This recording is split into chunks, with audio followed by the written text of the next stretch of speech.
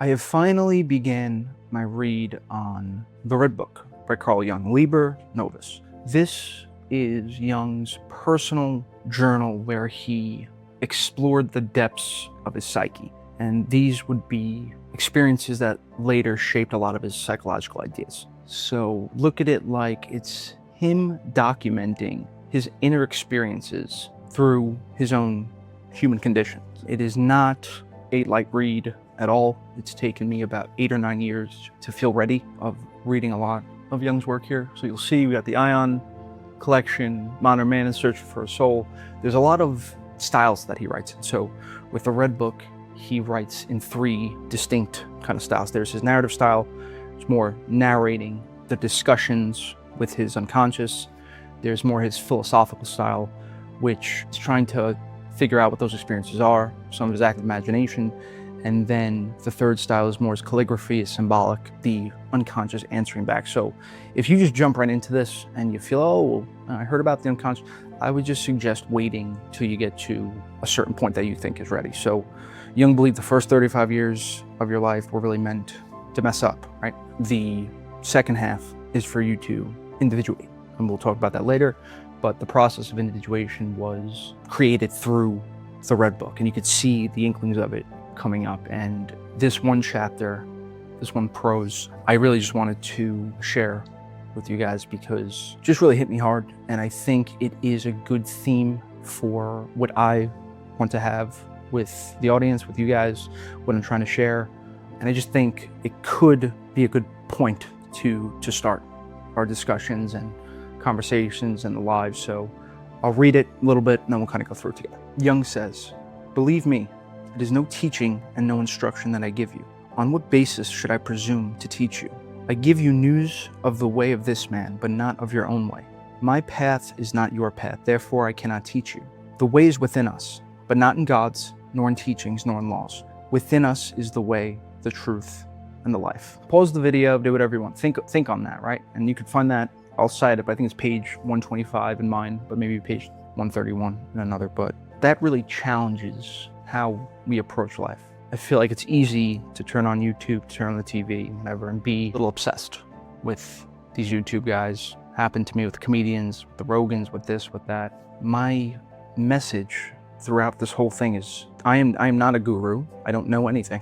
I'm just taking pieces that I feel I have to share. Like I didn't have a choice with doing this channel. I had to do it. There's something calling in me, and funny enough, I've started my own little Red Book, right?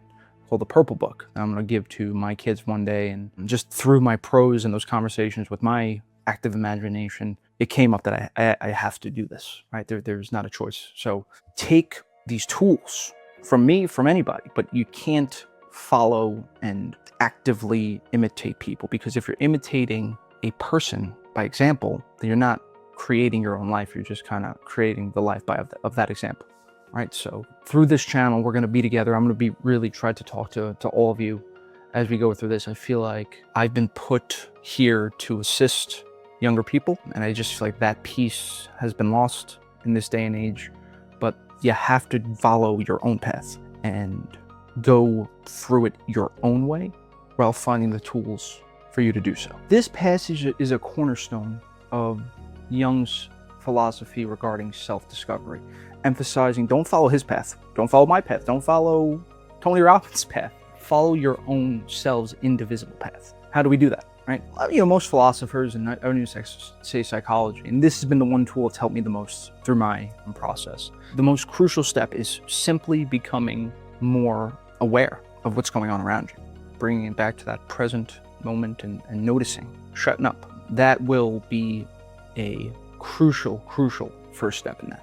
Jung believed that every person has a unique psychological path, a path that unfolds through your experiences, your struggles, your confrontations with yourself. Now later, he would call this process individuation. He coined this term in 1921, but he started his studies in 1900, and the Red Book was kind of being slowly done throughout that. Jung considered this a natural transformation, right? That the second half of your life starts 35, 40, and you're just slowly becoming yourself. And in today's, verbiage, it's making a lot of mistakes, learning from them, being aware, and then kind of continuously trying to improve. And when we say improve, it's the word success, the word improve.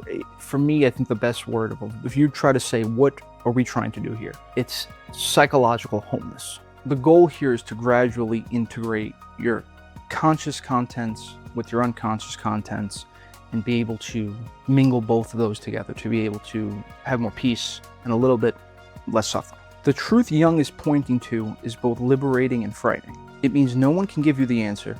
No teacher, no philosopher, no book. They could point, we could point, but the path itself must be walked by you. And perhaps the real task of life is not to follow another's path, but to discover yours and walk it with awareness, dignity, and with integrity.